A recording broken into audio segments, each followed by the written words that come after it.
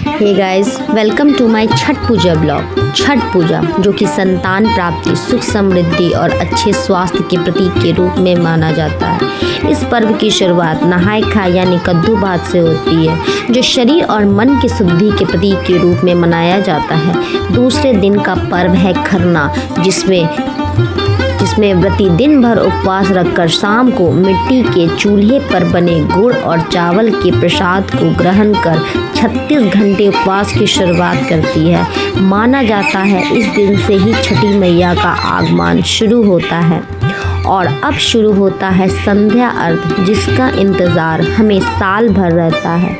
हम संध्या अर्घ में डूबते सूर्य को अर्घ देते हैं, जो हमें यह सिखाता है कि हर अंत एक नए आरंभ की तैयारी है।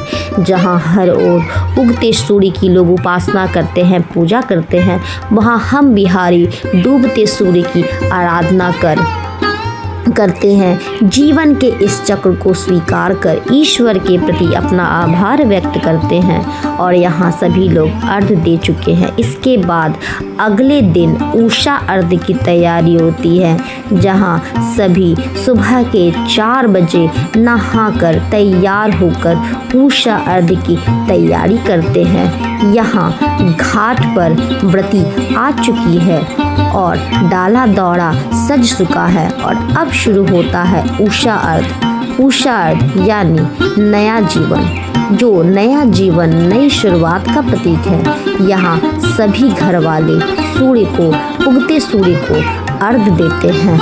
उससे पहले व्रती को अर्पण और सिंदूर लगाया जाता है।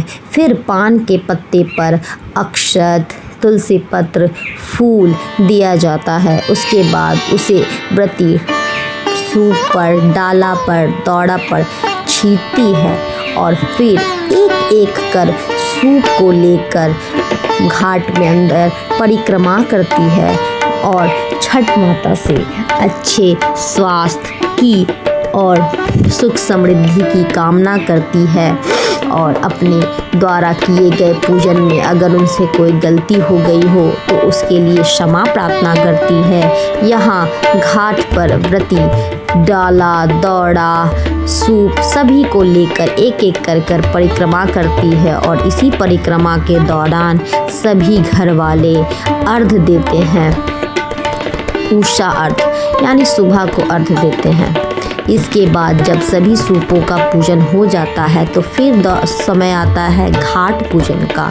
यहाँ घाट पूजन होता है। घाट पर, जिस घाट पर हम छठ मैया की उपासना करते हैं, सूर्य देव की उपासना करते हैं, यहाँ पर प्रसाद के रूप में ठेकुआ, लड़ुआ चढ़ाया जाता है और फिर धूप, दीप, अगरबत्ती जलाया जाता है और फिर आरती किया जाता है और माता से कहा जाता है कि हे माँ, अगर हमसे कोई गलती हो गई हो तो क्षमा करना, हमारे बच्चों को स्वस्थ रखना, निरोग रखना, हमारे परिवार पर सुख संपत्ति बनाए रखना, सुख शांति बनाए रखना, मेरे परिवार में शांति बनाए रखना माँ, जो भी गलती हो उसे क्षमा करना। उसके बाद जब घाट का पूजन हो जाता है तो फिर दौर शुरू होता है प्रसाद वितरण का। यहाँ प्रसाद के रूप में जो चढ़ाया जाता है यानी ठेकुआ, वही ठेकुआ जिसका इंतज़ार हम बिहारी साल भर करते हैं। इस ठेकुए में का एक अलग ही स्वाद होता है, जो हर बिहारी को अपनी ओर खींचता है। चाहे वो देश के किसी भी कोने में हो, वह छठ में अपने घर आना कभी नहीं भूलता। यही ठेकुआ का स्वाद हमें साल भर रहता है। और यहाँ पर प्रसाद का वितरण सभी को हो जाता है। बच्चे, बूढ़े सभी को प्रसाद देने के बाद व्रती घाट से बाहर निकलती है और घाट से बाहर निकलने के बाद सभी व्रती के पांव छूकर उनसे आशीर्वाद लेती है। आशीर्वाद लेने के बाद व्रती सबको टीका लगाती है और जिस साड़ी को पहनकर वह उपासना करती है, उस साड़ी के पल्लू से सबके चेहरे को पोंछकर उन्हें स्वस्थ और निरोग काया का आशीर्वाद देती है। फिर इस साड़ी को घाट पर ही धो दिया जाता है।